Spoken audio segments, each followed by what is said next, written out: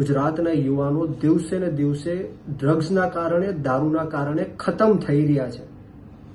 વિધાનસભાના આંકડાઓ એવું કહે છે કે 2 વર્ષમાં ગુજરાતની અંદર 3162 કિલો ડ્રગ્સ પકડાણું અને 1 વર્ષમાં 260 કરોડ રૂપિયાનો દેશી અને વિદેશી દારૂ પકડાણો.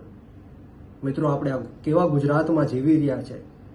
એક બાજુથી મુન્દ્રા પોર્ટ હોય, કંડલા પોર્ટ હોય, પોરબંદર હોય, પીપાવાવ હોય, આ એન્ટ્રી પોઈન્ટ બની ચૂક્યું છે અને ગુજરાત આખા દેશના ડ્રગ્સ માફિયાઓ માટે એક સ્વર્ગ સમાન બની ચૂક્યું છે.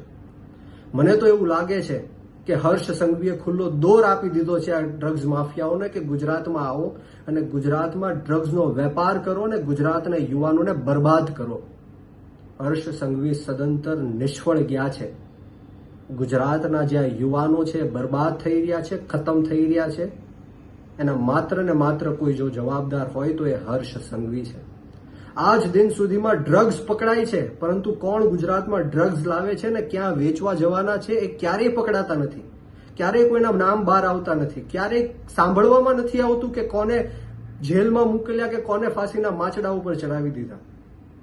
આ 100% એવું લાગી રહ્યું છે કે આમાં ભ્રષ્ટ પોલીસ અધિકારીઓ પણ ઇન્વોલ્વ છે અને ભ્રષ્ટ નેતાઓનું પણ આમાં ઇન્વોલ્વ છે.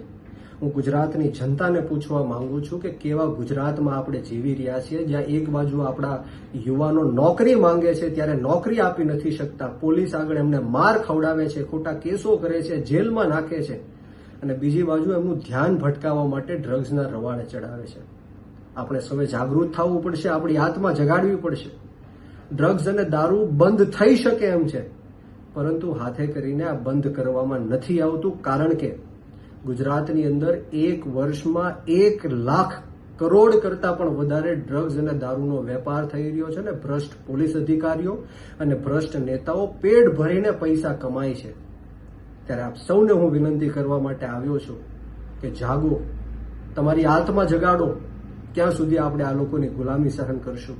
અને આ વિડીયોના માધ્યમથી હું ગુજરાતના ગૃહમંત્રી અને ઉપમુખ્યમંત્રી હર્ષ સંઘવીને પણ કહેવા માંગુ છું કે થોડી પણ શરમ બચી હોય તો તાત્કાલિક ધોરણે રાજીનામું આપો અને ગુજરાતની અંદર જે કાયદો અને વ્યવસ્થાની સ્થિતિ કથળી રહી છે એને સંભાળો. નહીંતર આવનારા દિવસોમાં આમ આદમી પાર્ટી સમગ્ર ગુજરાતની અંદર ગાંધી ચિંધ્યા માર્ગ ઉપર અને જરૂર પડે તો શહીદ આઝમ સરદાર ભગતસિંહના માર્ગ ઉપર પણ આંદોલન કરવાની અમારી તૈયારી છે. જય હિન્દ.